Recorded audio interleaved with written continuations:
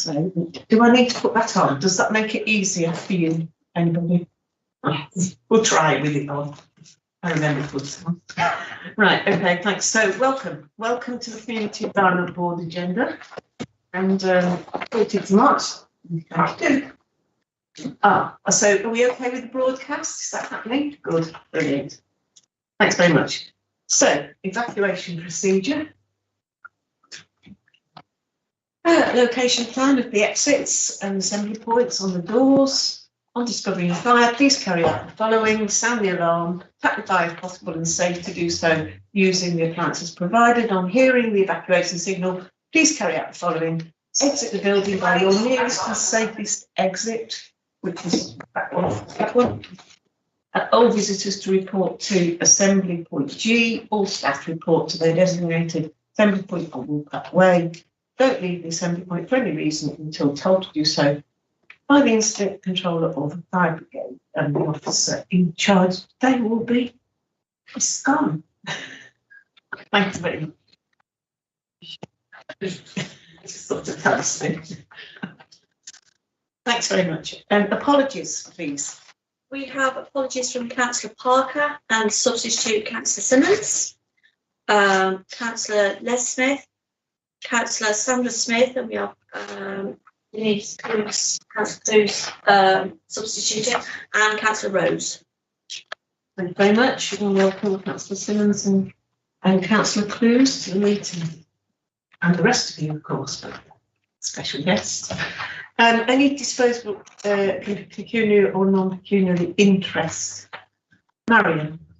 I'm a trustee of the Citizens Advice Bureau.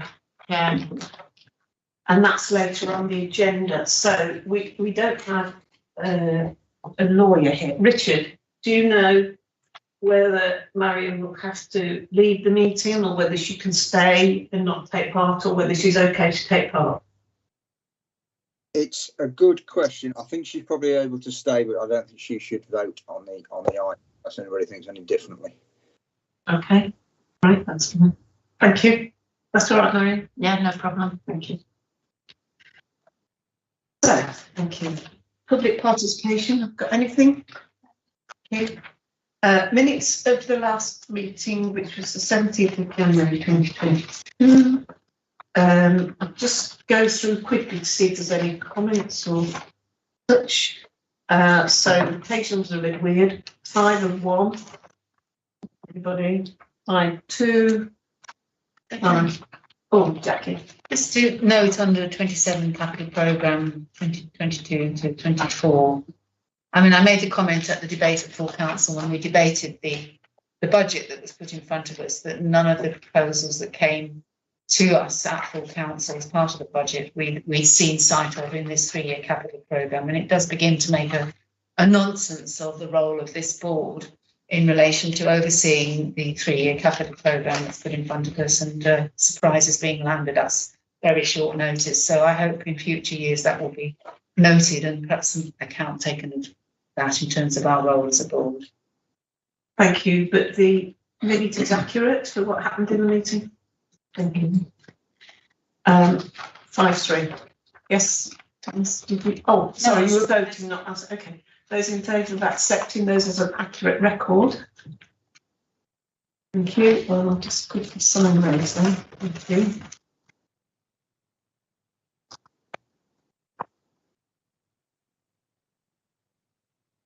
So, moving on then to item.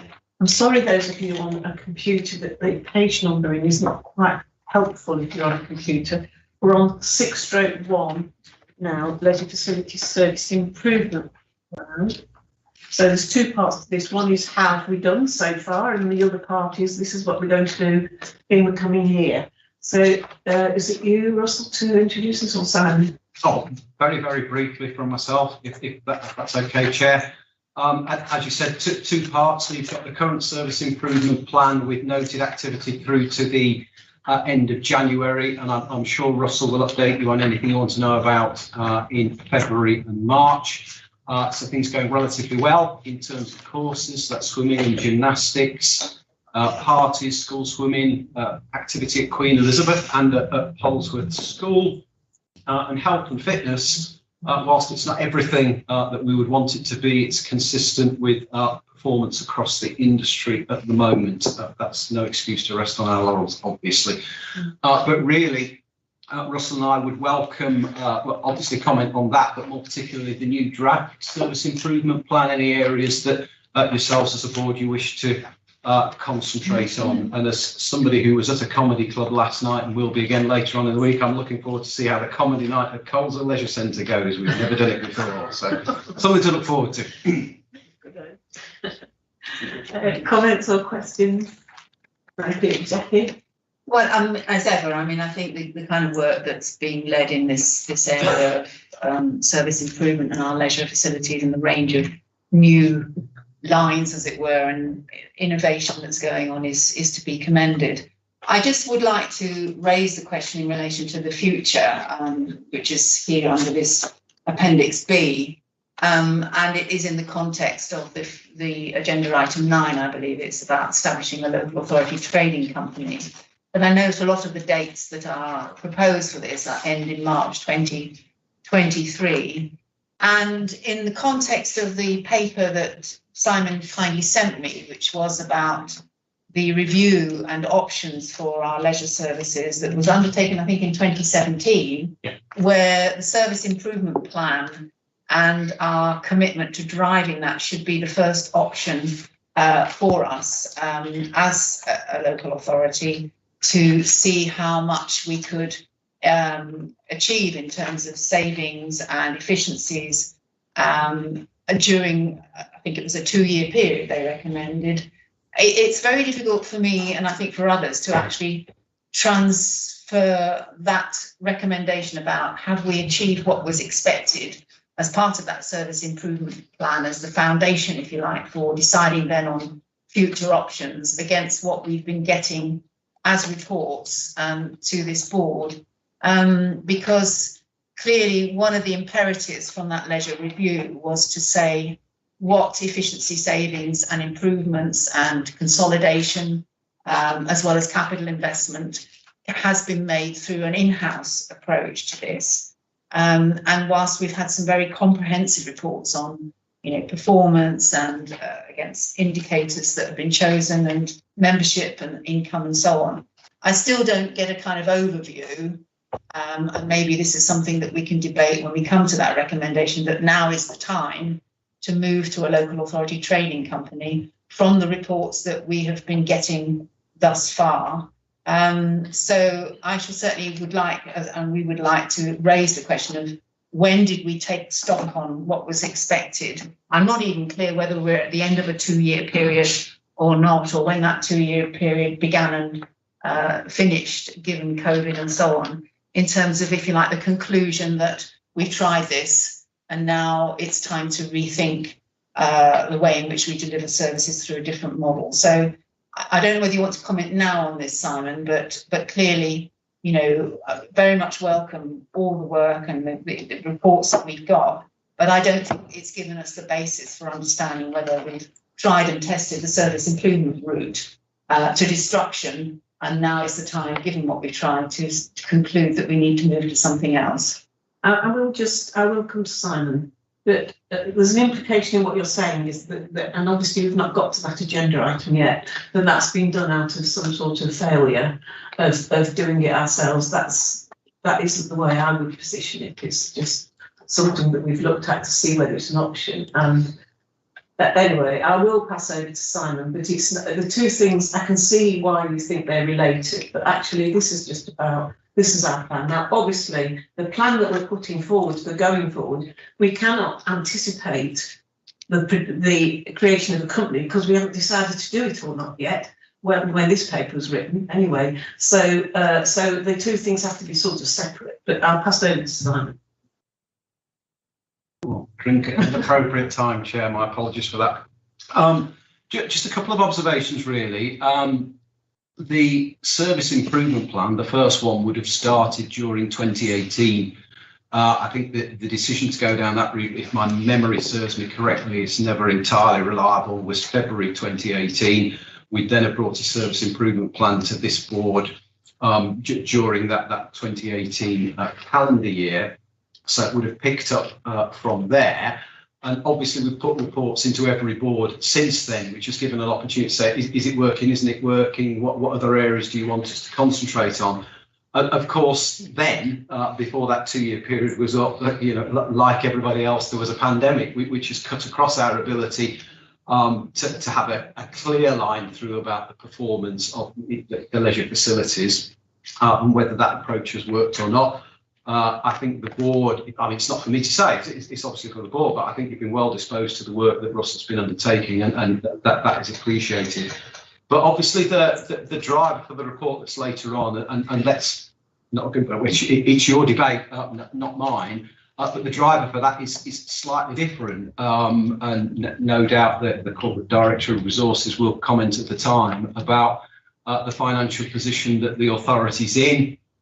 We had hoped to be further down the line in terms of the service improvement plan approach to the operation of the facilities. We might have anticipated being further down the line in terms of what are we doing long-term reference to the development of new facilities or not. But there's been this 2-year hiatus, but that hasn't taken away any of the financial pressures. And clearly that's a key driver on a proposal to perhaps establish a local authority training company, but that's for members later on. And are there any comments on this report? Sorry, Jodie. Just obviously very pleased to see schools being involved in swimming, and I believe at the moment there is a waiting list for swimming lessons, and obviously the engagement is working. I was just looking forward to the future plannings and wondering whether it gives us the scope to engage with things like major sporting events.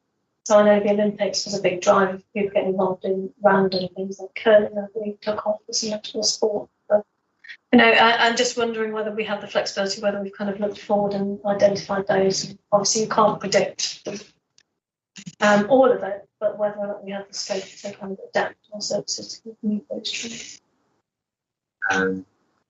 Through you, Chair. Yes, I suppose that the specifics of sort of events hasn't been put in there. Normally through the year we'll have like an events plan. So our business officers will speak to the teams and they'll sort of capture their thoughts on what's going to happen, and they'll put an events plan through the year. And then we'll start to deliver that alongside ones that sort of come up. So there'll be plans for things to happen. But I suppose if we wanted something around the big events like Commonwealth Games and other things in future years, then we can definitely put them on the map in future. Thank you. That's a really good point, though, isn't it? That we, in general terms, and obviously things like Commonwealth Games is a driver. When can I put it, almost like public fashion in what they want to do changes, and we need to have an ear to the ground and see where we can respond. It's a bit difficult to pick up, slalom, but the ones that we can do, it's good if we can respond. That's been really great. So if you find some way of doing that. Yeah. Thank you.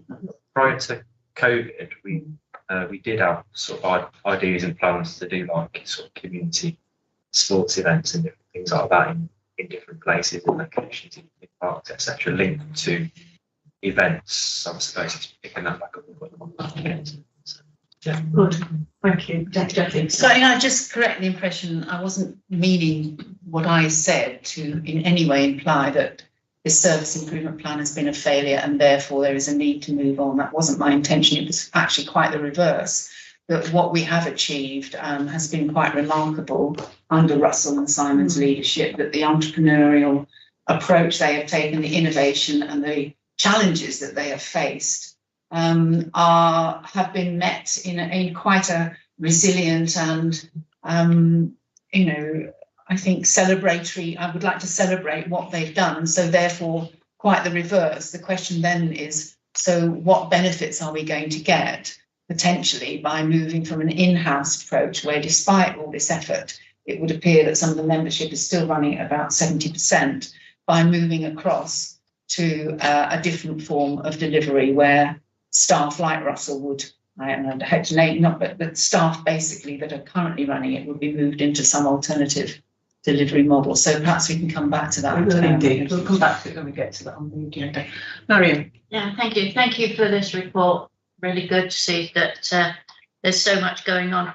I've just picked up on the cycling plan because I'm on county cycling, and I have asked them if they've ever been this way to actually look at our cycling plans in any way.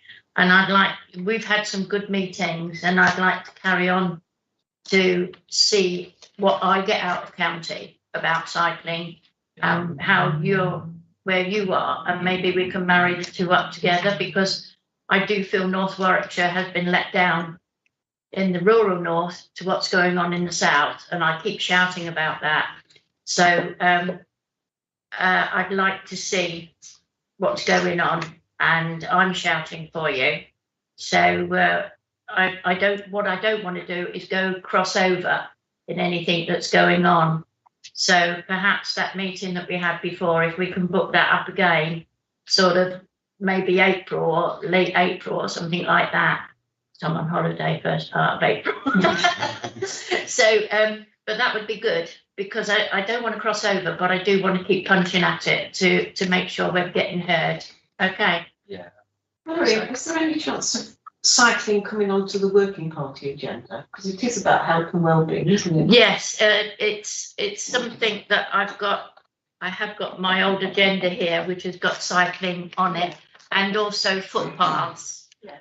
Because the waterways came on, and there was a budget for it, and I was shouting for it, but I don't think it actually got up as far as here.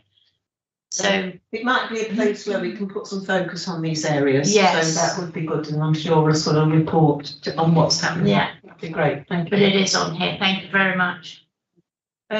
Couple of things I just wanted to pick up. I was really pleased to see, I mean, Jodie mentioned swimming, and we're very short of swimming teachers, and I noticed that we've got our own swimming teacher course that's being held, and I think we've got plans to do more to try and get more people trained in that. Anybody interested, I'm sure you're welcome to get in.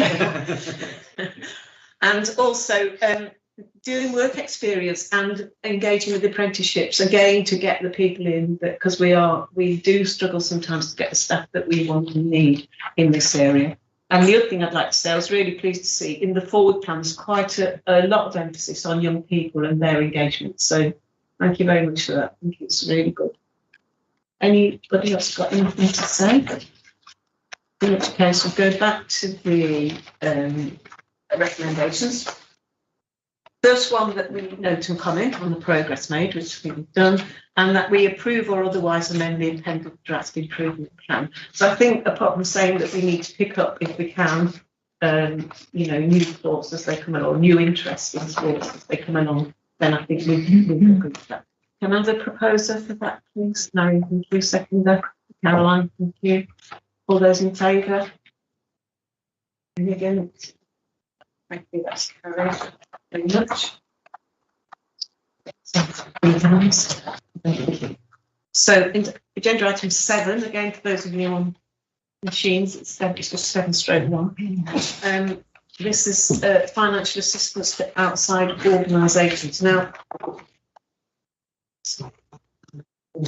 so you'll see in this report that we're responding to the budget that was agreed, where there was a £20,000 reduction in this funding pot. Now, the officers have put out different options. There are other options, of course, that we can put out. So because it's fairly open, I thought I'd do something I don't normally do. So I'm going to start from the chair by putting a proposal forward. Obviously, it can be disagreed with, it can be amended or whatever, but that's in order to focus the discussion. So from the chair, I'm going to suggest that we give £500 to North Warwickshire Allotment Federation, and the rest, which is £31,000 to North Warwickshire Citizens Advice. So that's virtually all of the money we have for Citizens Advice, with just the £500 being reserved for the Allotment Federation. And just very briefly, I'll just go through my arguments for this, and obviously open it up to discussion. We do recognise the really important work of CARDA, and I'm not suggesting that they're not doing a good job, but they get over £300,000 a year from Warwickshire County Council to for their operations across the whole county. And I'm not clear what our 11,000, which is what we gave them last year, does in terms of services in Warwickshire. And in fact, their total revenue is over £1 million. So our £11,000 looks rather insignificant. I might also add that they've got reserves of over £1 million as well. So that was my reason for not including them. Live and local, we did support, particularly through the pandemic when they couldn't provide performances. But now that things are open, I feel that they're probably going to be able to get audiences and support themselves. They do get funding from other areas as well. Last year, we contributed to the first responders. That was the first time we did it. It's a very worthwhile organisation, but we can't commit ourselves to funding them every year. We do fund them as a borough for large events. So things like Cycle Race, we will pay for them to be on hand at those sort of things.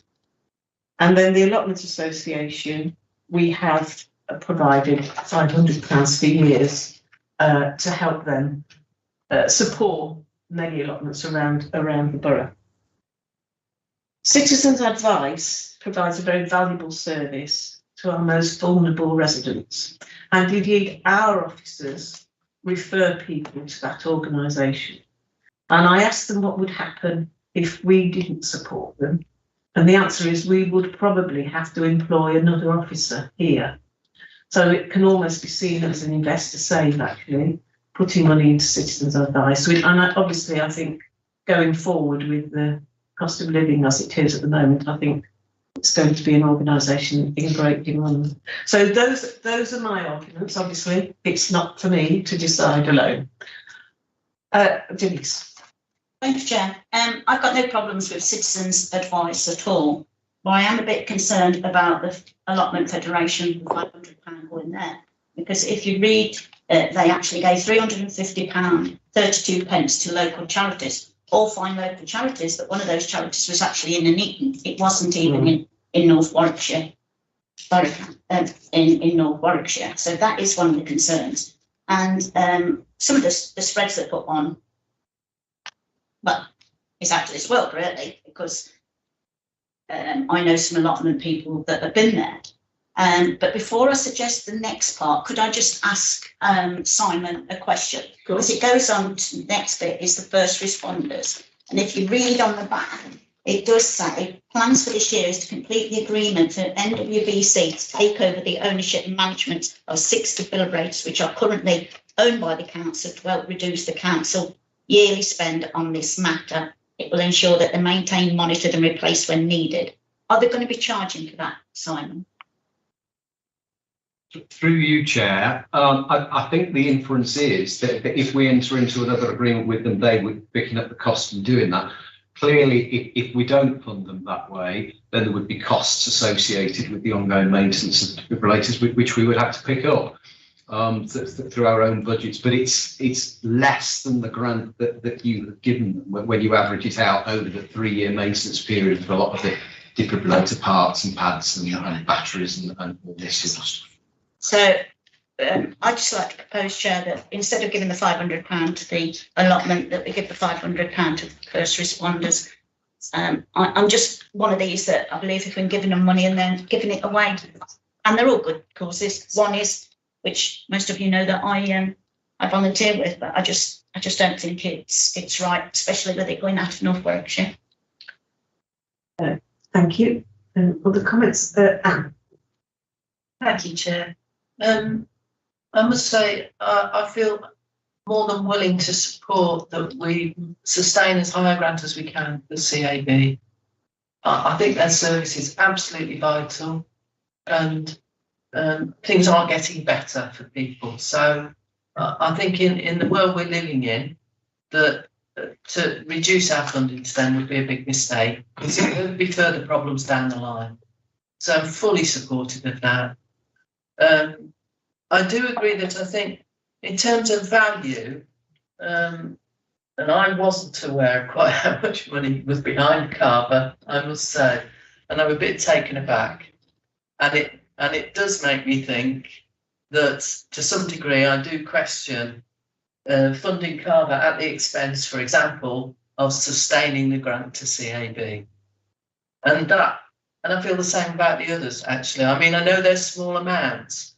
The Allotments Association, if some of their benefit is going outside the borough, I'm a bit suspicious. I mean, it's a great organisation, and I'm fully supportive. I grow vegetables and all this sort of thing, and they do a lot of good in terms of people's mental health.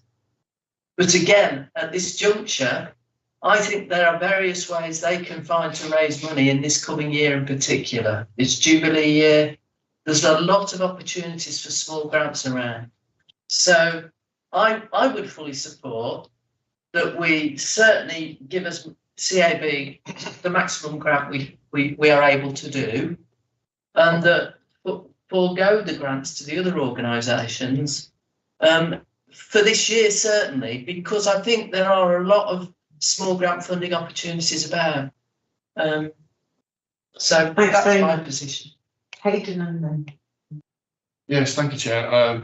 Yeah, I think we're always in a class stick with this sort of item, aren't we? Because I mean, there's so many good causes that we could give to that.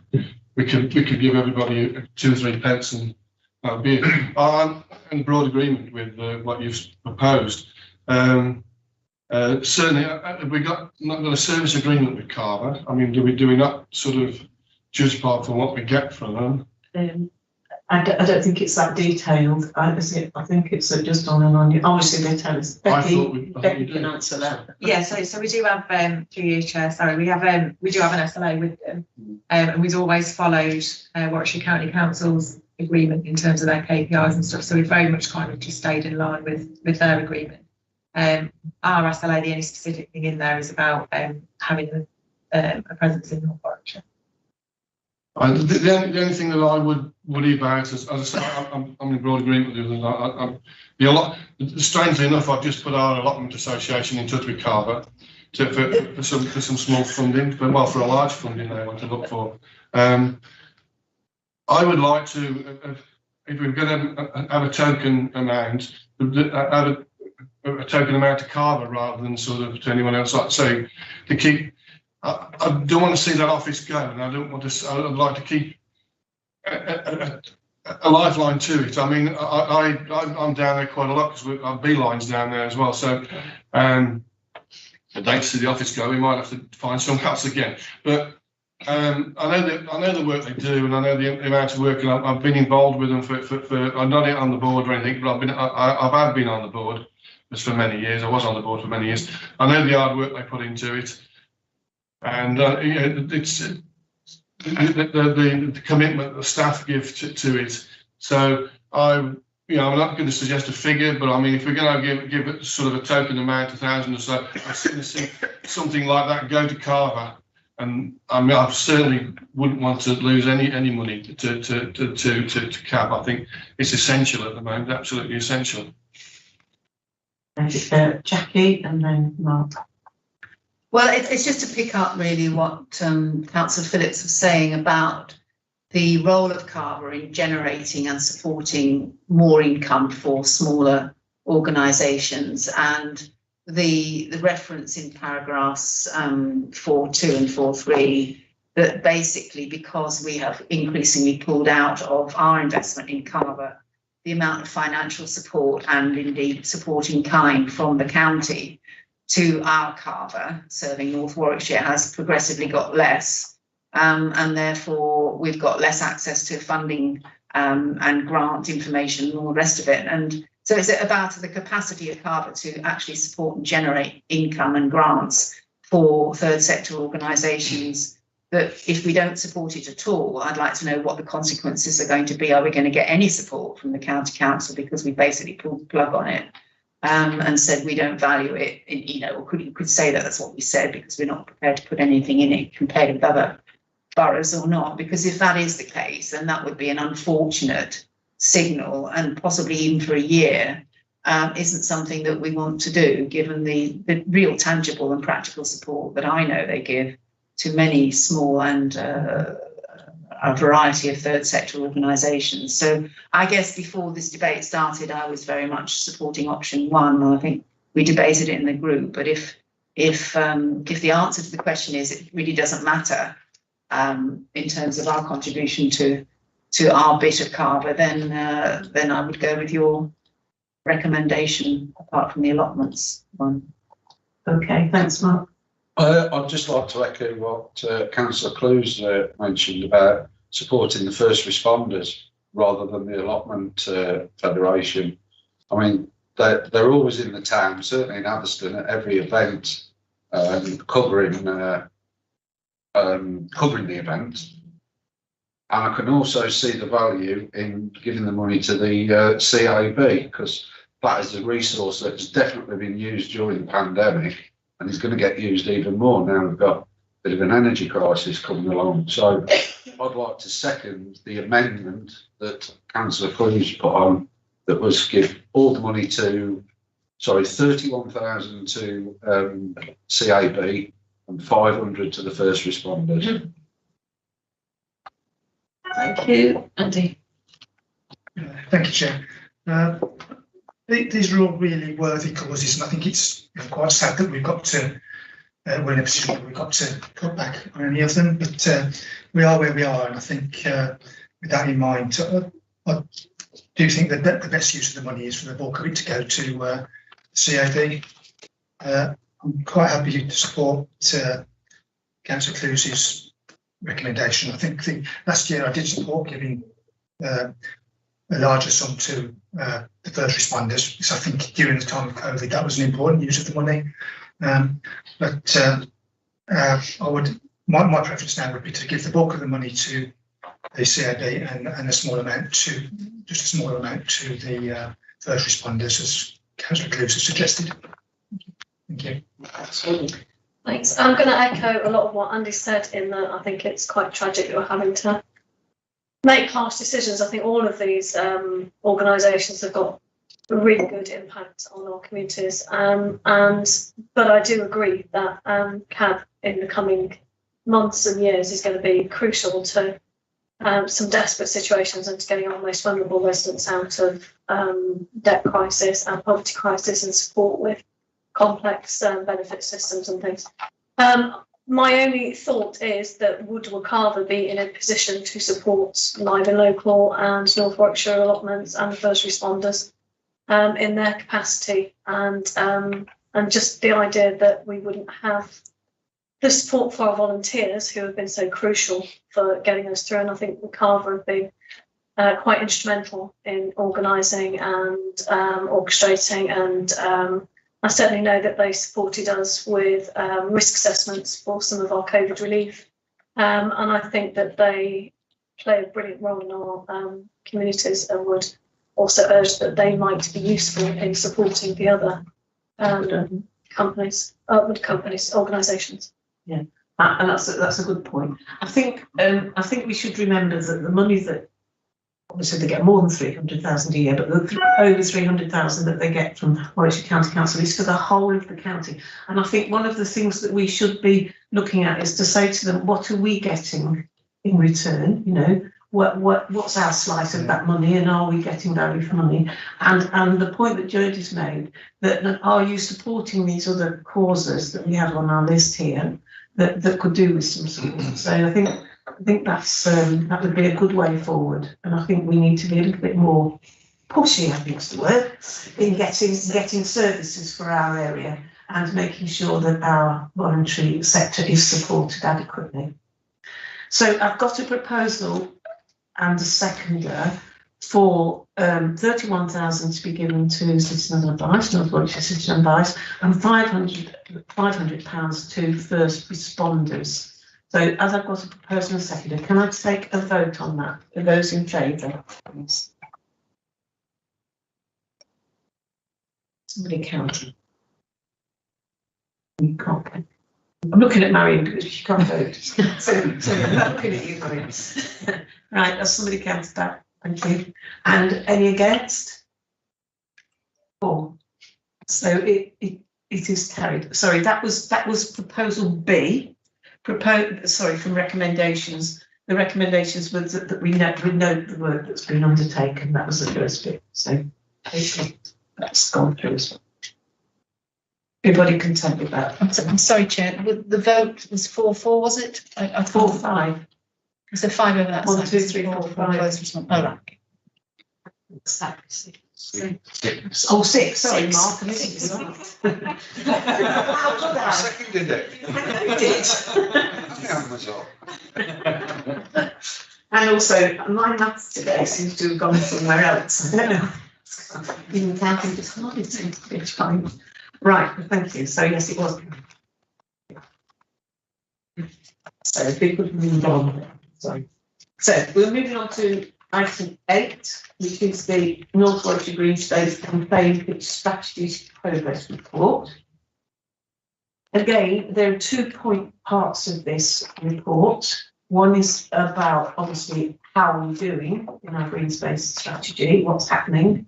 And the other part is a very specific issue about Piccadilly Community Association, who want to take over a small piece of land and make it a memorial garden. So we have to agree or not agree to those 2 things separately. Simon, did you want to introduce?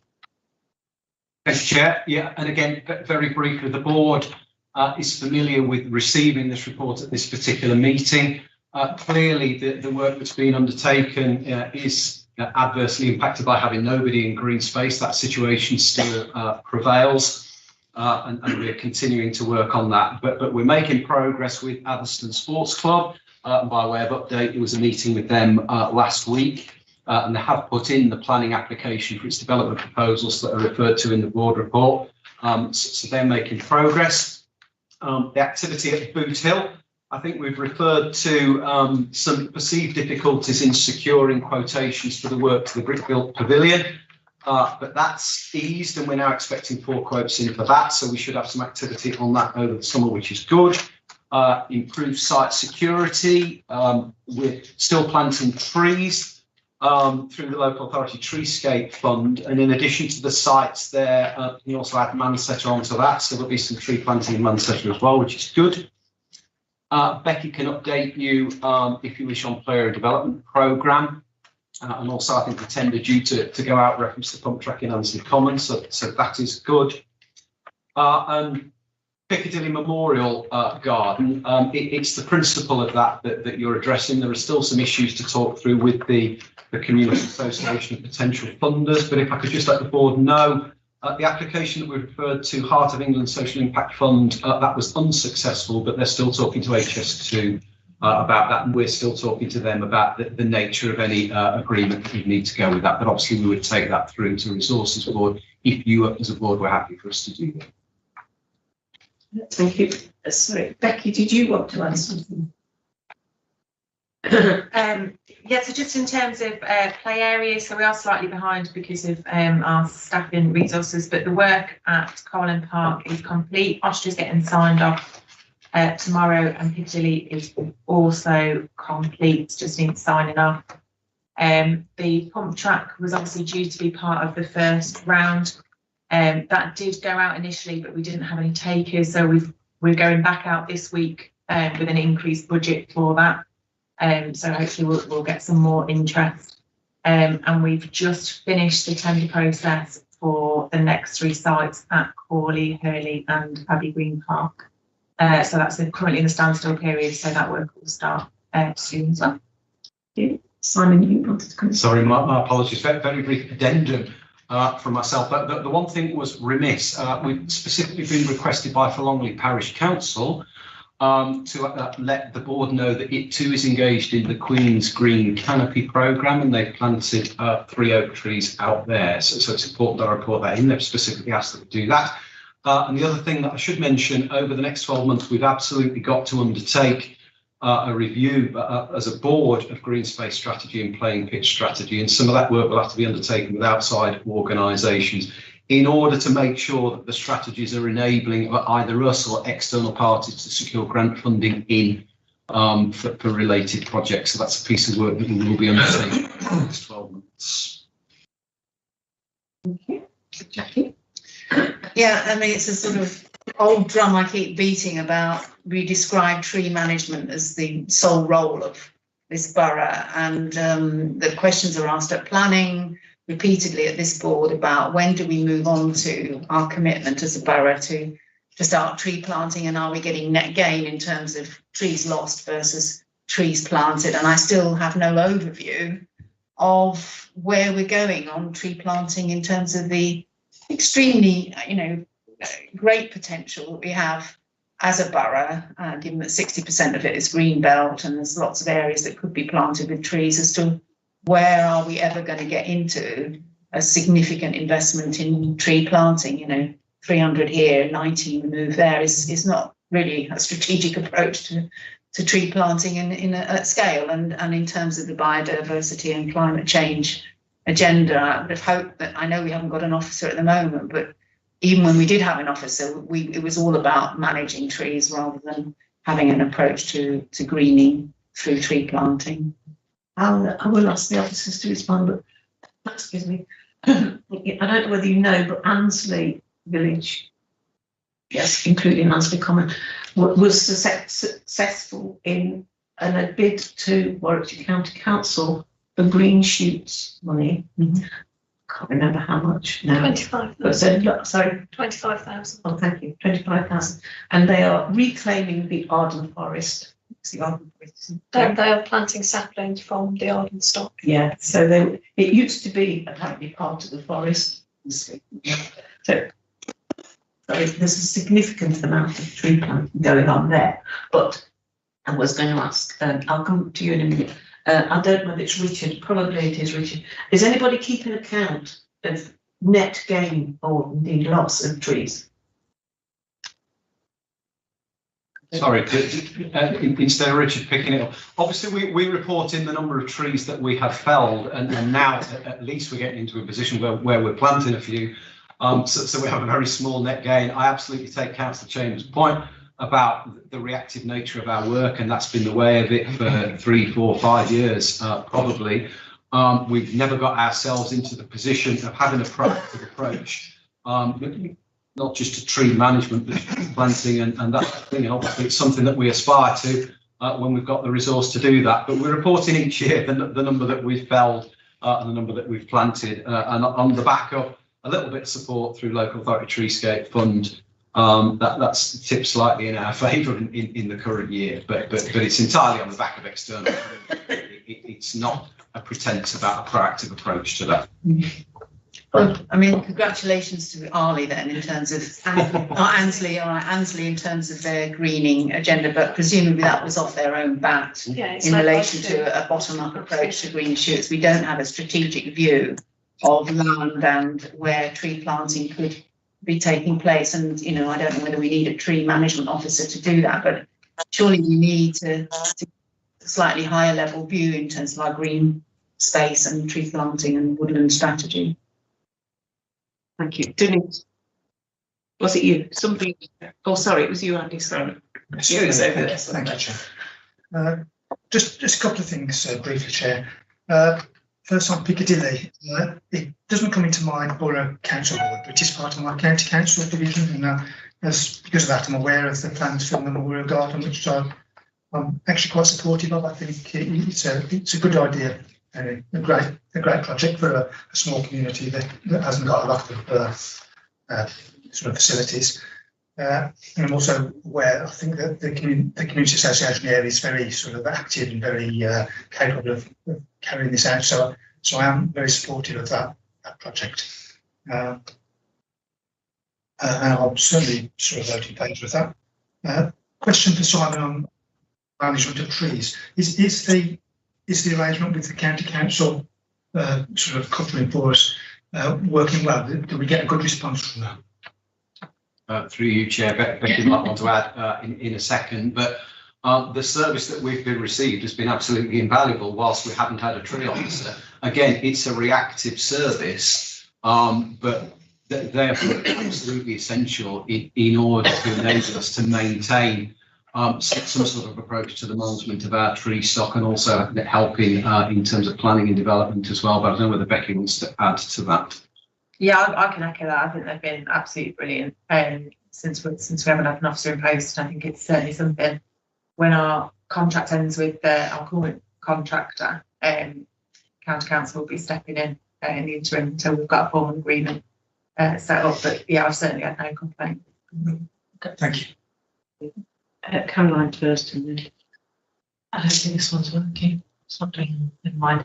I was just going to ask a question to Simon, really, and to Becky. In the report, we've got a thing about Colin Park and about the 37,000 from the government's Green Recovery Challenge Fund to improve Colin Park and Coleshill. Obviously, there's been that pathway laid. Is that what's being delivered as part of that, or is that included in part of the park as well? Through you, Chair. Yeah, so the path is part of that funding, and there was others including a bit of woodland management, part of the play area was funded through that as well, and some tree planting. So in terms of that pathway, then, is it simply about creating access so that people can get alongside the river?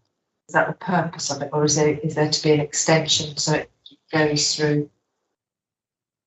So again, through each, so it was almost a start of, because it just kind of stopped, doesn't it? Yeah. But yeah, the idea is it's to improve that travel kind of through the park. If people have got a path, but I do think it just kind of stop a little bit abruptly, but at least it opens out for continuation. So that could be a case. So if we could add to that, we could continue that path. Right. So we've gone as far as the money would take us, essentially. I understand a little bit more then. And just to echo Councillor Jens's comments about Piccadilly, again, I think that's a really lovely idea, and I know it's going to come to resources, and so my question would be, if I vote on it today, does that change anything to do with the Resources Board when it comes to me there? Because obviously they're looking for a lease agreement. I don't know the answer to that. Does anybody? I know they're separate things. It's whether or not we're minded to put it through for that, and then it would be, if it goes through today, it would be a recommendation to resources. But I suppose what you're asking is, should you vote or not? Is that what you're saying? Do we know, Richard, or anybody? I don't see any reason why the Chair of Resources Board can't vote on something at C&E Board that is a recommendation to Resources Board to do something. I don't think that's prejudicial to the Resources Board vote. But if it's safer for Caroline to abstain, I don't think that's going to cause us any problems. But it's fine. I can't see a problem with it. But I've just thought, actually, it's a recommendation that we're supporting it, and then that's the question about relief at the next stage, isn't it? So I'm happy if there's that separation there. Denise, did you have your hand up? Yes, it was Denise and then. Thank you, Chair. I'd just like it to be noted to say thank you to our officers that have worked with our communities, because it's nice to see that our communities are taking ownership of some of the areas that they live in and wanting to create some of these things, St Sports Club, Boot Hill Recreation, Osprey, Colin Park, Coleshill, Piccadilly. I just think it's amazing these people are standing up and saying thank you, but with your help, we're doing what we can. I've got to agree with Councillor Chambers over there. We can't have too many trees. That's my opinion. Yeah. If I'm on planning and a tree comes down, I ask for 2 to be put back up. Yeah. So I was going to ask tonight, are we part of the Queen's canopy? Because I know that town councils had funding to put trees in. But if we're not having any trees, can we please have native trees? Thank you, Chair. There's something in the report about the Queen's Green canopy, isn't there? So what's the situation? Is it you, Becky? It can be. So a meeting of this board, we agreed for £1,000 per town to support the green canopy. Is that right? Yeah. So we are in discussions with county council and town and parishes just to make sure that's the right location. But yeah, we will be planting native trees and in the right place as well, so they don't annoy people when they shed leaves. At the right time. Yeah. Thank you, Chair. Thank you. Hayden and then Alvin. Yes, thank you, Chair. Just as far as Caroline's predicament goes, I would imagine that it's not like planning where you seem to be predetermined. I mean, it's not quasi-legal or anything like that, is it? So if I was in your position, I would take no notice and vote. That's just Can we me. write that down just in case? That's just me, yeah. Guidance. Don't be guided by me. I've never done anything right yet. As far as Piccadilly's concerned, I mean, I think it's. I've been in support of it, since it's first muted. I think it's an excellent idea. I'm just a bit sad to see that in the sort of assets and stuff that are down there that we've already contributed over £4,000 worth of stuff from our community fund to it. So I'll be a bit churlish to put it against it at the moment. So yeah, I hope it goes. I'm just hope that it's successful and we get it going. Right. Andy.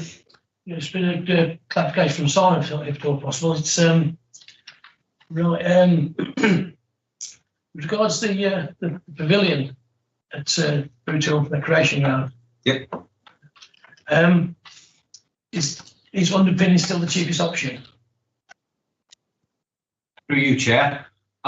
Yeah, as far as we are aware, that's the option that has been approved, that we've asked for additional information from the structural engineers, that they are still happy that it is the right approach to be taken.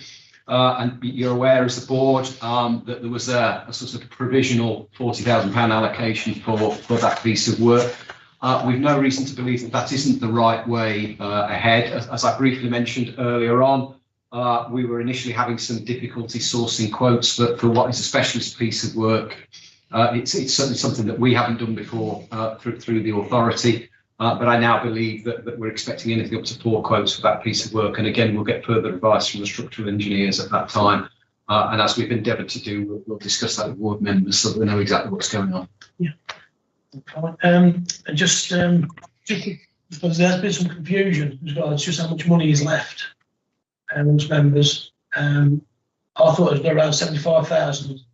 It's been bandied about maybe just 40,000 left, which is more or less the correct figure. Again, through you, Chair. There was an original allocation of around about 150,000 for that particular project. There's just over 70,000. It might be 72,000 left in that budget. But the 40,000, the confusion there was that's the sort of sum that we've identified for the underpinning work and the floating slab for the brick-built pavilion. So that's the sum of money there. But there's about 72,000 left in the budget for that project.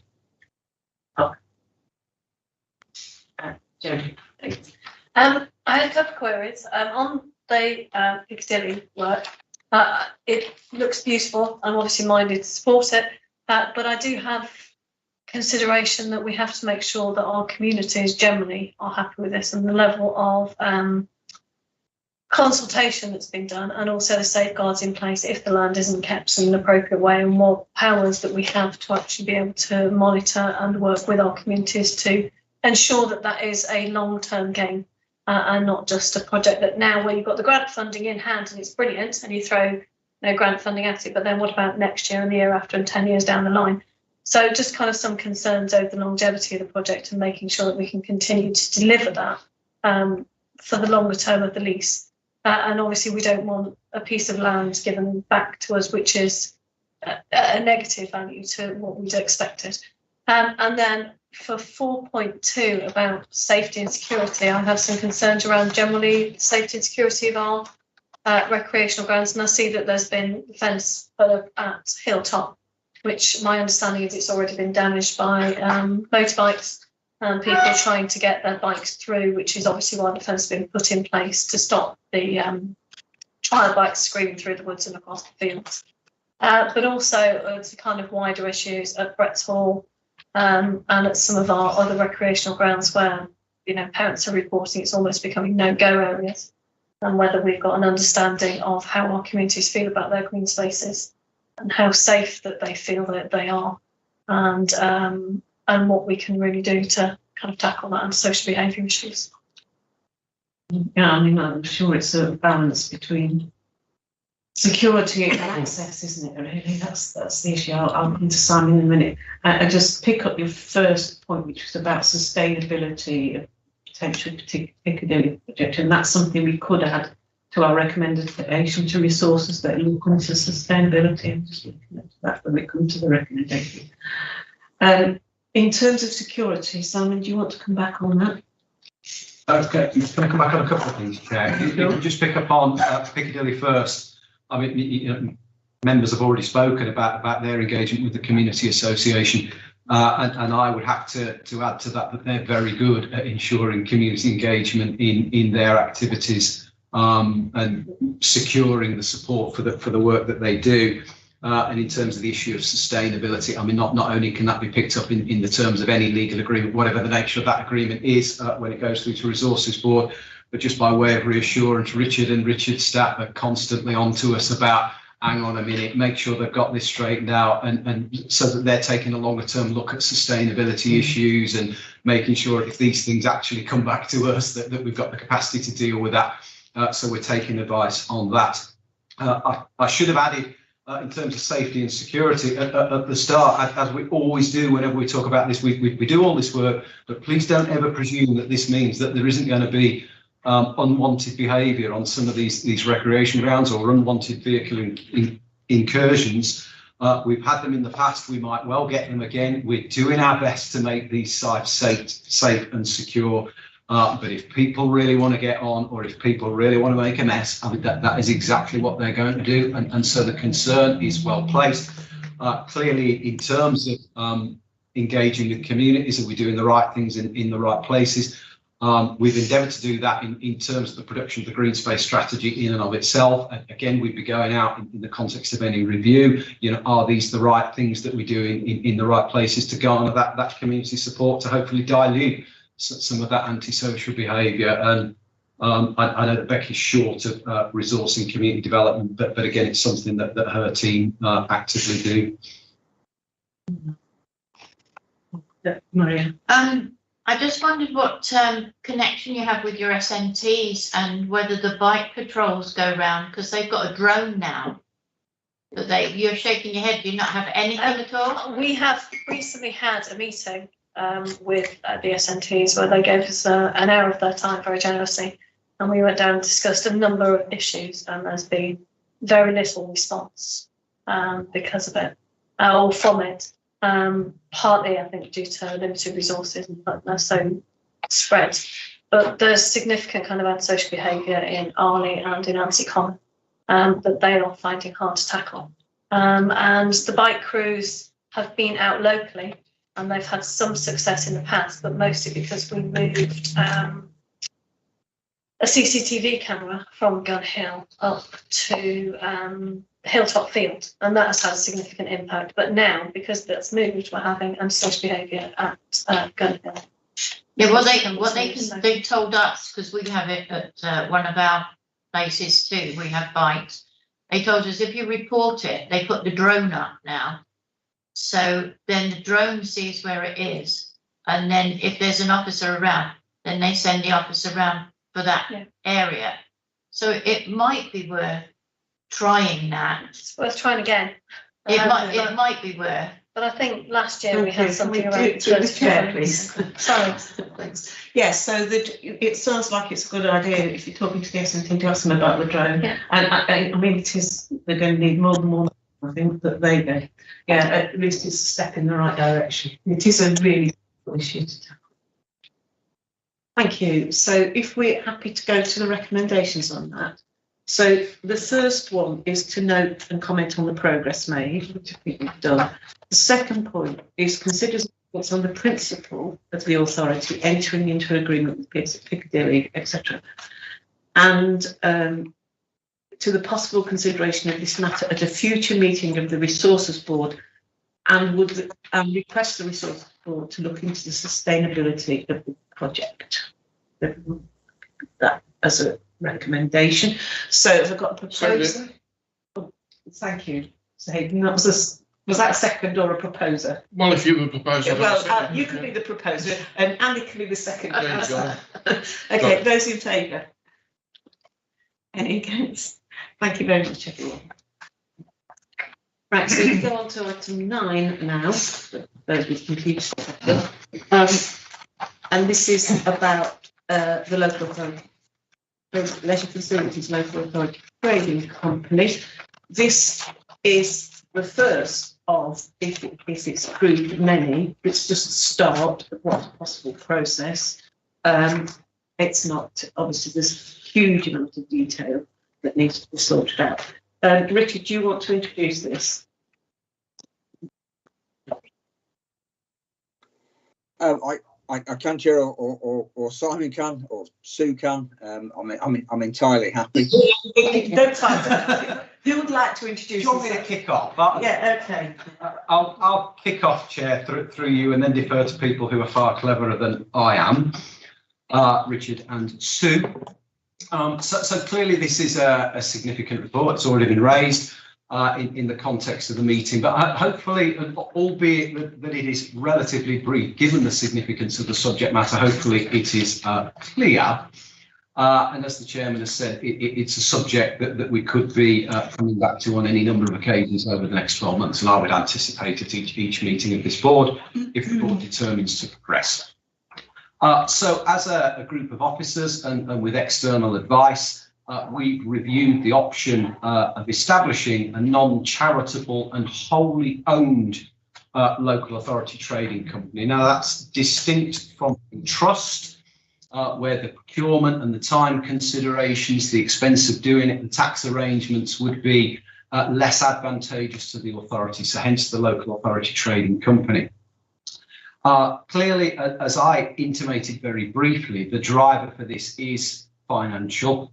The position of the authority is well rehearsed, but no doubt Sue will rehearse again with you very shortly. And that's been the driver for this particular piece of work.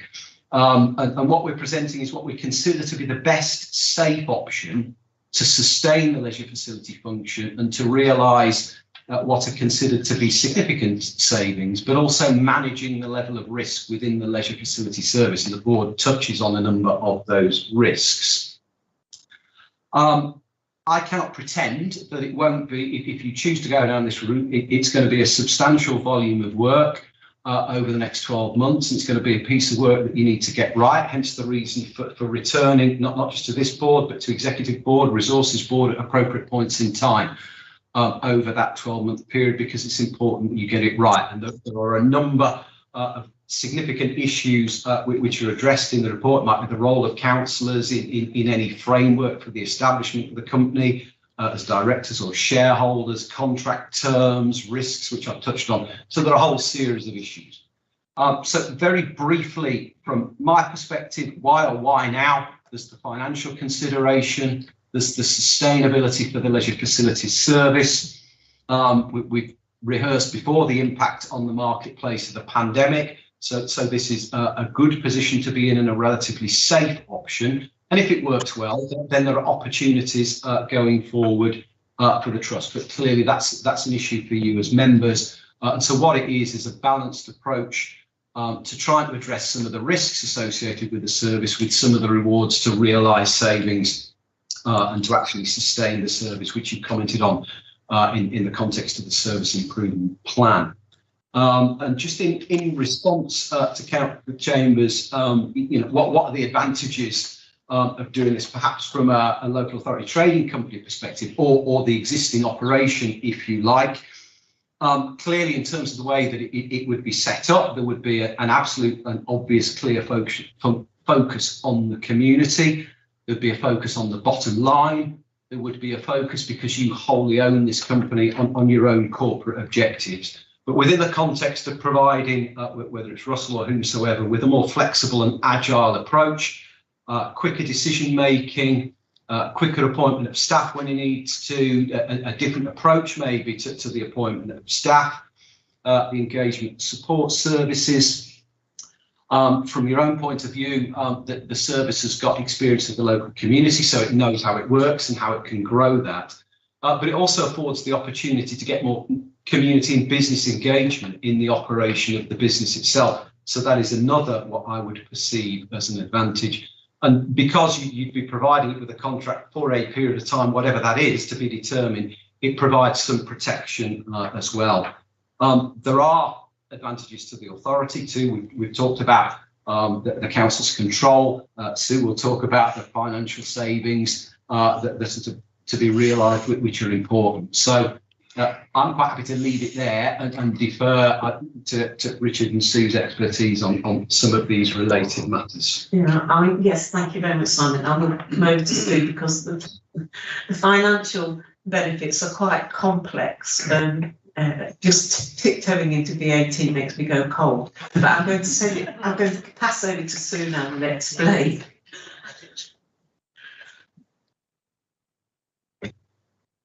That's a good start. I've actually remembered to turn the microphone. Yes, I think this is quite a financial driver. I mean, we talk about savings, but just to be very clear, the council has a need not to make savings to get into other areas, but to reduce its expenditure to keep delivering its good services at the moment. So initially, we're not looking at an absolutely massive saving. We're talking about being able to reduce our rent bill, if you like. But nonetheless, that would give us a reduction of around £150,000. Given that we need to try and reduce our budget expenditure by £1 million, and we've just had discussions this evening about not wanting to reduce the spending to other organisations, if we don't reduce it in the amounts we give out to others, we are going to have to reduce it in-house. This is a way of trying to do it, if you like, with as little service impact, I think, as we can, to buy a bit of time to get some saving into our budget, some reduction in expenditure.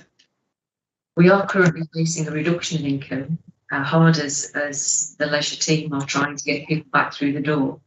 We aren't getting the same levels of income that we did pre-pandemic.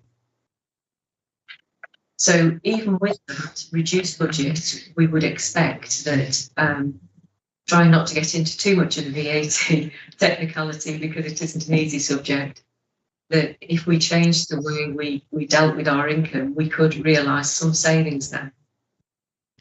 Now, there would be a choice then for the authority to either take those or whether to leave some of those savings potentially initially within the service to try and help them to if you like, get this activity off the ground.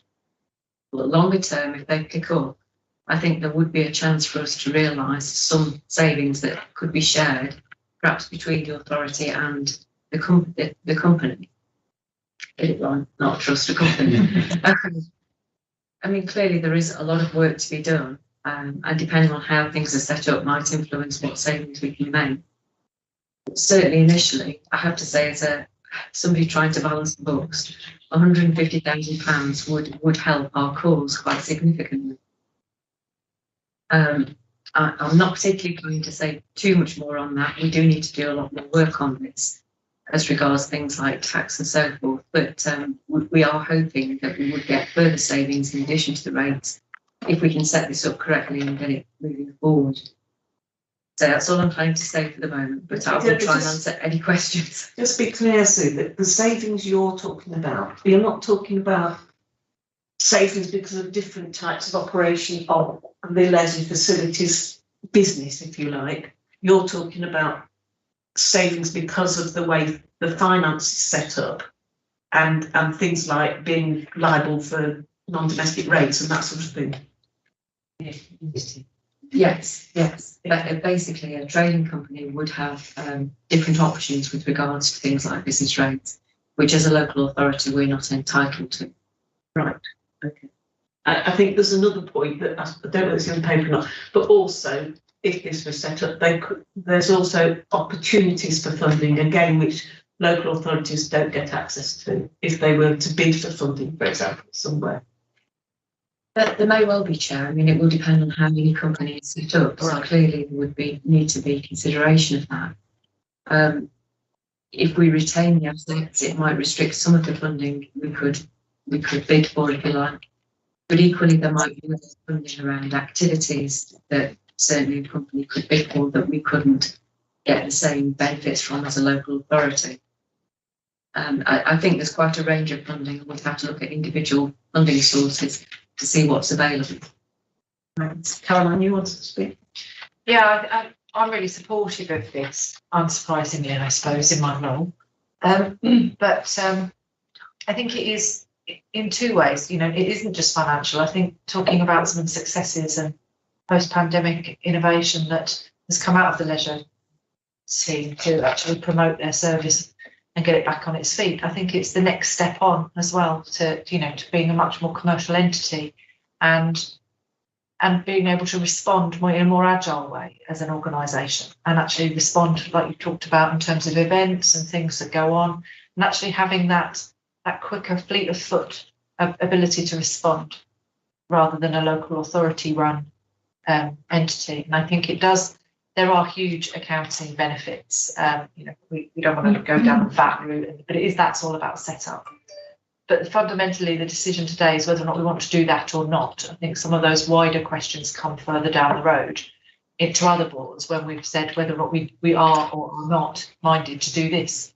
We can't answer those questions yet until we say whether or not we're minded to or not go down this road. But I think there are advantages to us as an organisation, as a local authority financially. There's advantages for the leisure facility itself, and determining what sits within that comes further down the track. But I do think it is the way forward, and I think the pandemic, in a weird way, has probably helped, because pre-pandemic we were perhaps looking at other options, and those options through the pandemic have presented their flaws, if you like. And I think this is a much more secure, risk-averse method and opportunity than we were perhaps looking at before. Because I know that ideas of trust, and I know the language we've talked about, people keep using that, mixing that up, and we have looked at those options, but I'm not sure. I don't believe that's the right one. I think this is the right one where we are now. So I'd be supporting that. Very happy to.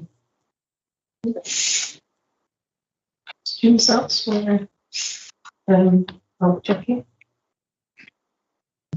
But I think this is a very important decision that we are facing this evening.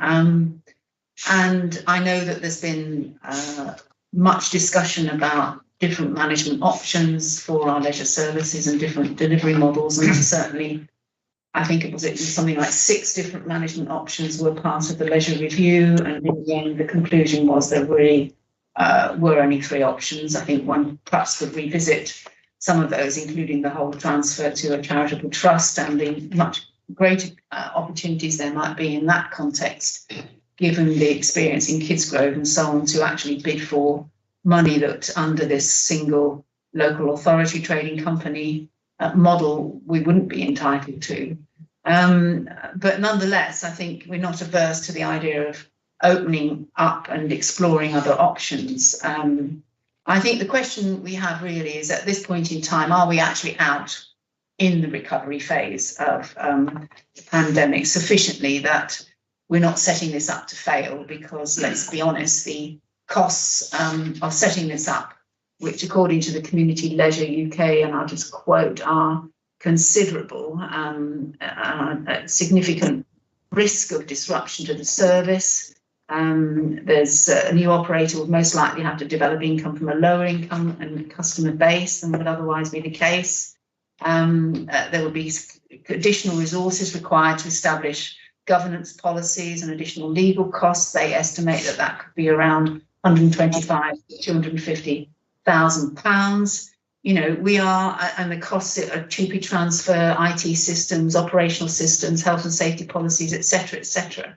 All of these things, somebody, in terms of taking this new model and setting up a company, has got to resource in some way. Therefore, the draw on our internal support services as a borough, and indeed questions about whether we've got the capacity and skills to do that and to take advantage of the sorts of things that Councillor Simmons is referring to, whether this is not such a risky venture at this point in time that if we have to make savings, and they're not that considerable, really, 150,000 is, we've already made savings in this area. The Polesworth move was one example of that. There's been reductions in services. This is a considerable risky step to take at this point in time.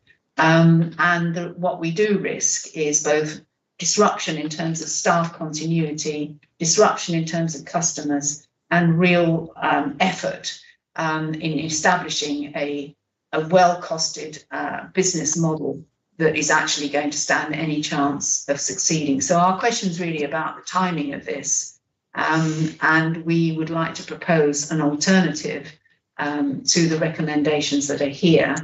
And if I may, with your permission, Chair, read these out. That the recommendations, this is our proposal amendment, that the board A, assesses the full impact of the last 2 years of the service improvement measures that have been taken and the current state of the leisure market post-COVID. And then B, fully evaluates the risks and benefits of transferring our leisure services to a single authority LATC, with particular reference to economies of scale and their costs, compared with continuing and with an in-house management approach. And then our third amendment, or part of this amendment, which could carry, even if you don't agree to the first two of these, is that the overseeing of this process of establishing an LATC should have a much tighter recommendation in relation to what we've currently got in front of us, which at the moment reads something like delegated authority to the chief executive in consultation with. We're proposing that given the level of risk that there is and the need to have quite careful and tight scrutiny of what's happening, that instead that the board establishes a task and finish group to oversee, scrutinise and report back regularly to the C&E board on the costs and process of setting up an LATC. So that third part really stands whether or not you accept the first two of those, which essentially are, we need to just step back a little and look at the context and the other options that there might be before embarking on this process. It's going to cost us quite a lot in terms of human resources, time, effort, and buying in consultancy and legal fees in order to get this underway, and which, by the way, have not even been acknowledged in this paper. They've not been assessed against the immediate return of 152k through business rates relief. Thank you. I've got that proposal. I'll just hold for a minute while we just continue with the debate and then I'll come back to it. Does one of the officers wish to respond, possibly using on the actual cost of establishing the company and the capacity of our team to do it? That was very good English. Chair, I mean, capacity is always a concern, as you appreciate. As we reduce our numbers, it's certainly it's more senior level, and it can restrict the amount of work you can do. I think, nonetheless, we would be looking to do at least some of that work in-house, partly to try and set it up in the way that we think would best work for our communities and for our staff. We would need some external advice, undoubtedly, around the legalities involved in setting up a company. And also we would need some advice on some of the tax implications that we may want to consider. I don't think at this point we have a fully costed proposal for how much additional that would incur, if you like. We need to continue to do that to make sure, but we would be looking very much to restrict it to the kind of levels that Councillor Chambers was referring to. That clearly goes against the growing pain, all of that, if we can possibly avoid it. Thank you. Richard, do you want to say anything on this? No, I mean, I think Simon and Sue between them have said most of it. One thing I would say is that we do have some experience in this area. The MRF is obviously wholly owned by local authorities. You are a co-owner of that, so that is a local authority trading company that this council already has an interest in. So it's not our first rodeo in that sense. That we have officers within the authority who have been heavily involved in the establishment of a local authority trading company, and that we are part owners of. So we have a significant amount of experience in at least doing that piece of work, which will stand us in good stead, I'm sure, Chair.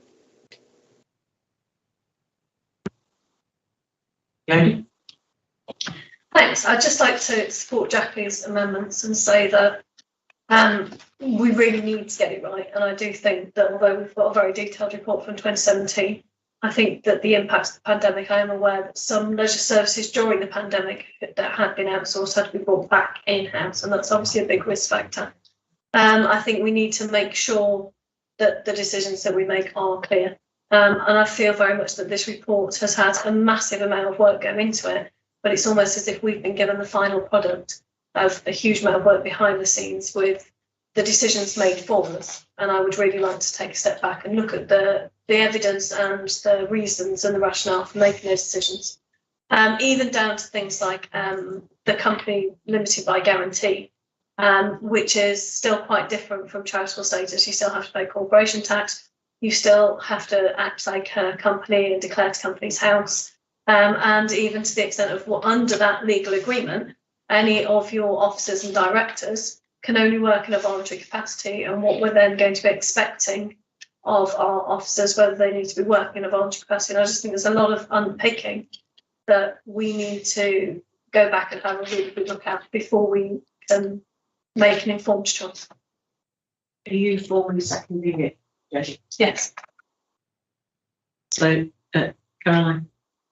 Yeah, I understand what Councillor Chambers and Councillor Gosling are saying. I think almost this recommendation is, do we want to do this or not?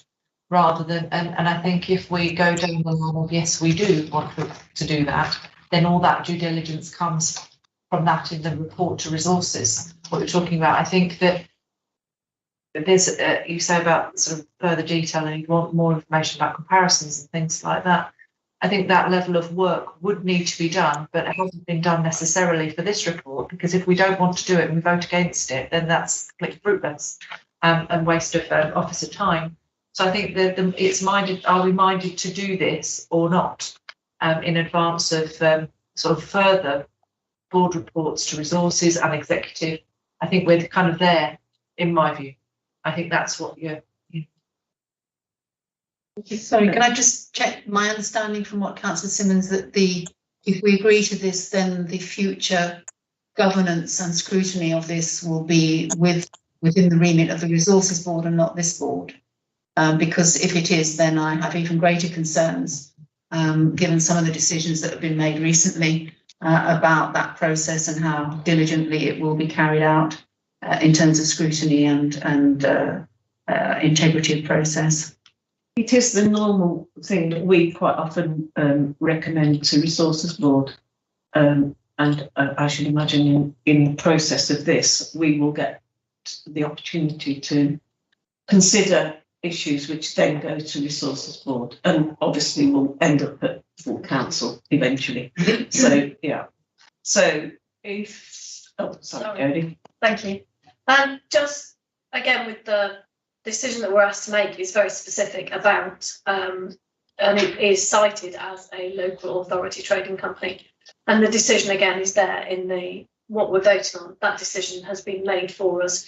And yes, there may be scrutiny further down the line, but that particular point here we're asked to vote on tonight, I don't feel we have had sufficient evidence to scrutinise. Okay,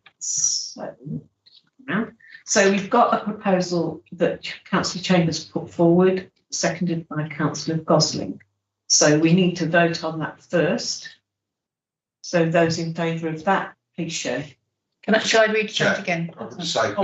Read it Yeah, out. thank you. Okay. So it is really essentially about taking just a step back and also the oversight and scrutiny of the process of implementing this if it goes ahead.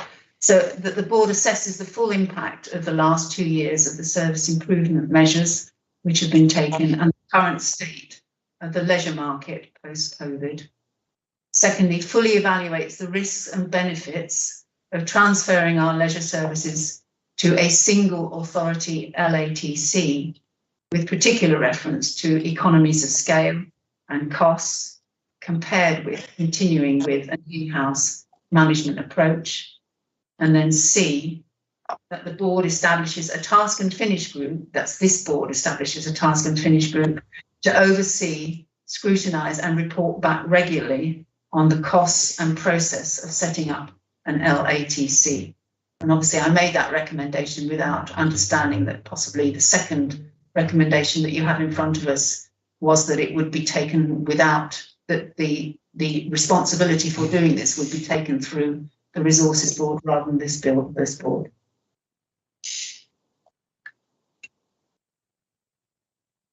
Okay, so we've all heard it. So it's been proposed and seconded, so we need to take a vote. So those in favour, please show. Those against?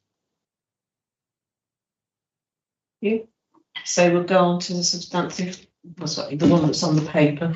Substantive, but anyway. So we approve the establishment of the registration first, and that we give delegated authority to Chief Executive in consultation with Chairman, Vice Chairman, Opposition Spokesperson for the Board to set up the Leisure Facilities Local Authority Trading Company. Chairman, can I now propose an amendment to that proposal? Item B, which is to reintroduce the amendment as stated that this board establishes a task and finish group to oversee, scrutinise and report regularly back to this board on the costs and process of setting up an LATC. So anyone second that amendment? Ready? Those in favour of that amendment, please show. Those against? Thank you. Oh, you're in the hands of resources board now. Thank you, Councillor Chambers. And then we go back to the recommendations stated on the paper. I've got a proposer. Thank you, Councillor Jones, seconder. Councillor Simmons. Those in favour?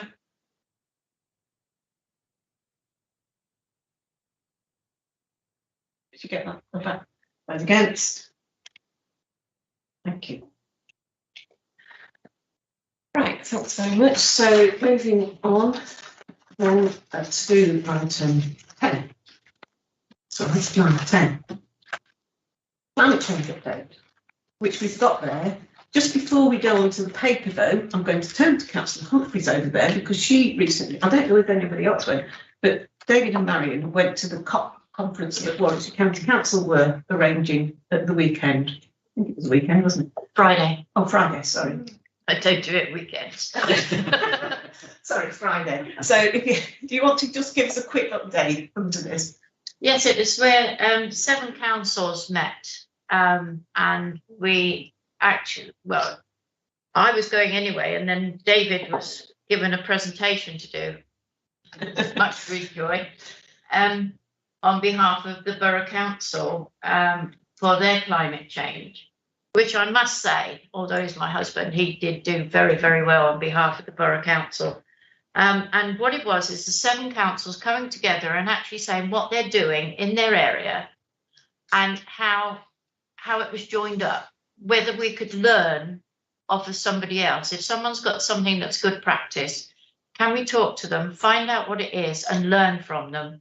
Because I think climate change is always disjointed in some areas.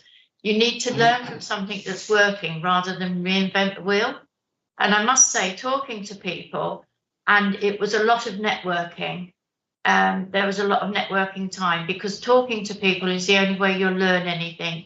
And the people that you meet, the different people that I've got somebody that's getting in touch with me for the working party who said, yeah, we can support you in this. We can give you information in this, which I didn't even know existed. So it was a big networking thing.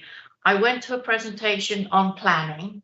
Again, I could actually state what we are doing well in our planning system, how we're looking at trees, how we're looking at green spaces, how we're looking at play areas, how we're looking at the design of the houses, and how we're looking at different designs for different properties on one area and that sort of thing. And what we're putting for the climate change within those houses, how we're looking at heating, how we're looking at insulation and those sort of things. And it was just interesting to say, yeah, we're doing these things and what are other people doing?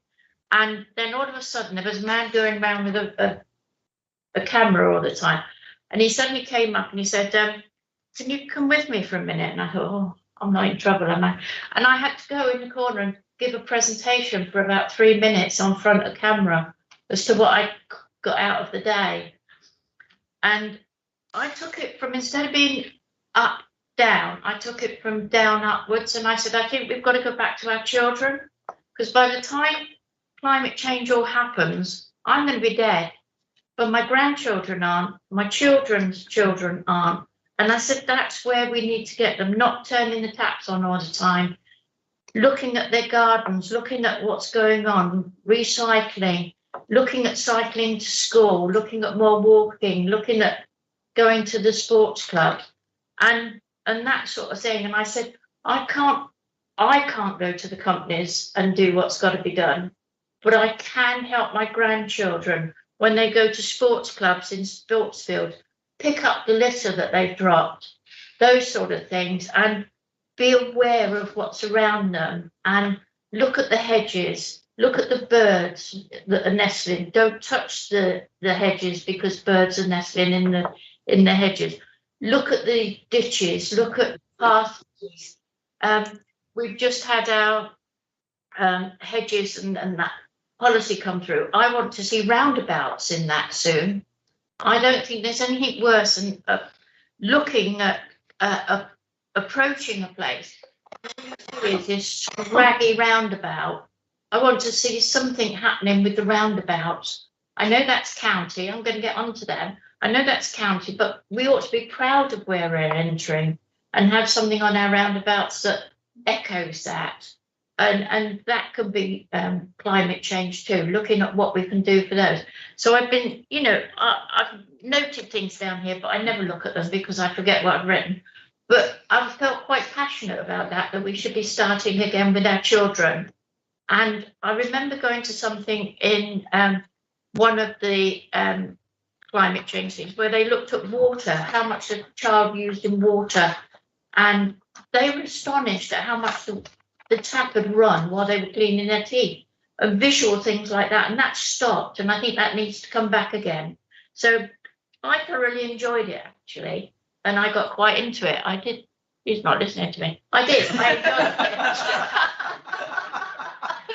it. So I did. I really enjoyed it. It was a good day. I met some very interesting people that I shall keep in touch with as networking. Climate change champion. Yeah. No. Richard, sorry, do you want to introduce? Thank you. I don't know how to follow that, Chair. But thanks to Marion and David for attending today, and hopefully it was very useful. And obviously the COP26 event is mentioned in the report. The report also covers the work that we're doing on the action plan. I think the members' climate change group is really starting to get its teeth into that. And we're making some real progress in a lot of areas. And there's a timetable set out that hopefully over the next 2 boards you'll have got from a draft to a final version of the plan that you can approve. So that's the idea going forward. You'll see that we're covering at 4.1 a number of different areas, and those are to tackle the main emissions that you won't be surprised to hear they're from transport, they're from operating our buildings and our leisure facilities and that sort of thing. So that will be some of the focus, but there will also obviously be a focus not just on mitigation from our own activities, but on adaptation. There'll be support for our tenants. But also one of the things I think that Marion was referring to that come out of the COP26 event is that there's a real role to play for stakeholders and partners. As Marion says, we can't do it all on our own. We have to do this at county level, we have to do it at regional level, we have to do it at national level. There's a lot of work being done, certainly at county level, and the involvement of Coventry on the event as well means that at sub-regional level we're making some real progress here as well. And just to pick up one thing, and obviously I'll answer any questions that anybody's got. One thing that Jackie mentioned far earlier in the agenda around tree planting. I'm yet to grill Simon and his team. We've done virtually everybody, but Simon, because he's a mate of mine, I've left till last. But we will be hauling him over the coals soon to talk to him about what needs to happen in the areas of leisure and community development and green spaces around climate change. Clearly, what we do with our open spaces will form one of the major planks of what's done in that area. Tree planting will obviously, and biodiversity net gain will all be areas we need to look at. But we are working very, very closely with the County Council on tree planting. They've made a commitment to plant a tree every resident in Warwickshire. We have made a commitment to support the County Council in that aim. We will obviously need to do our bit to support the delivery of that tree planting, and Councillor Clues will be happy to know that they are focusing on native trees, certainly, initially. But the whole point of our cooperation on that is the right tree in the right place for the right reasons. So we'll need a joined up strategy across the county beyond on that. But yes, to Councillor Chambers, there is a significant amount of work being done at county level on tree planting, and that will be replicated at borough level as well.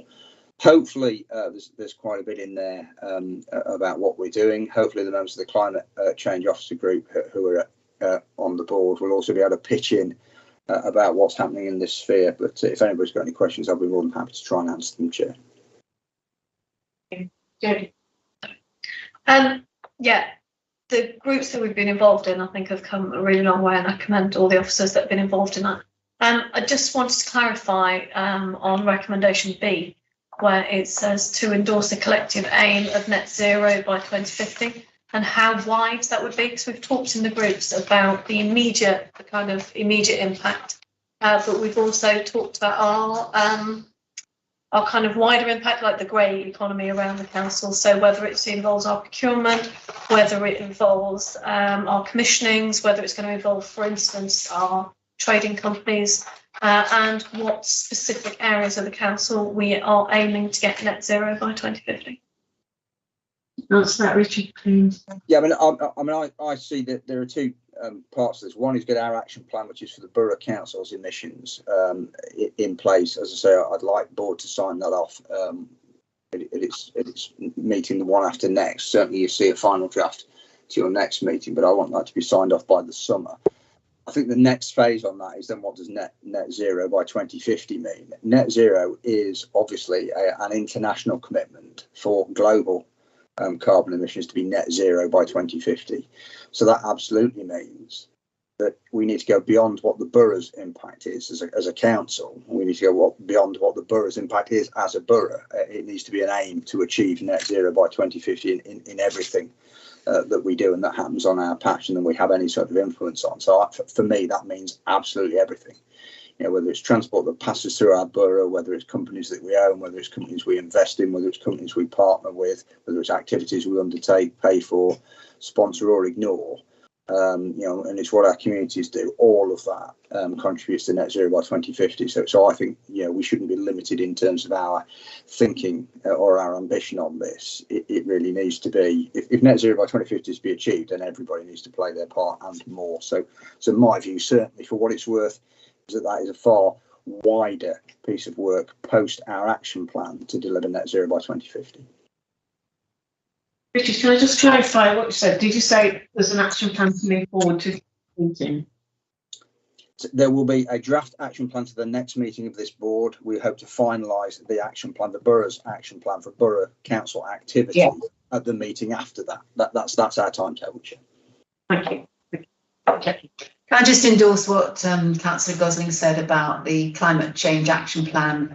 I think we were very pleased, those of us who are members of this group, with the progress that has been made. There's a very clear framework which is set out in 4.1 and 4.2. The plan thus far is well written. I think we suggested that perhaps some of the specific commitments that are there need to be tightened up somewhat, and we have been asked to respond, which some of us haven't, others haven't. I haven't certainly given any feedback yet, but we were pleasantly surprised, I think, about the consistency and the kind of readability and the follow through from the framework to the focused areas that are described as to what we would do, and it's a very readable document in terms of actually understanding what commitments we will be given and have done already. One thing that did strike me particularly about the way in which this action plan is being developed, which is something that one doesn't always see, is the commitment to partnership working. And I think, as Richard has referred to, there are a number of levels at which we're going to achieve this, and therefore these partnerships, both at the borough level but also with other players across the county and at different levels, are absolutely crucial to taking this forward, so that there is some synergy around what we're driving through. So, I mean, I look forward to the next draft coming to this board and so on. Caroline? Thank you, Jen. I think it's really good, and I happily support both those recommendations. And what Richard said about partners and across all people we interact with, reaching that target, that global target. I think one of the other things that's really interesting about it is how it should be interwoven into everything we do.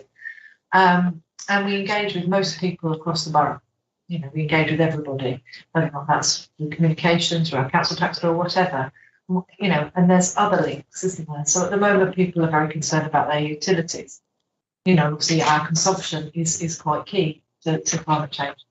And one of the things that I found out this week, which is really interesting, and it came about because of helping people with cost, but also helps climate, is, if we all turned our dial down on our heating 1 degree, that would save 10% of consumption.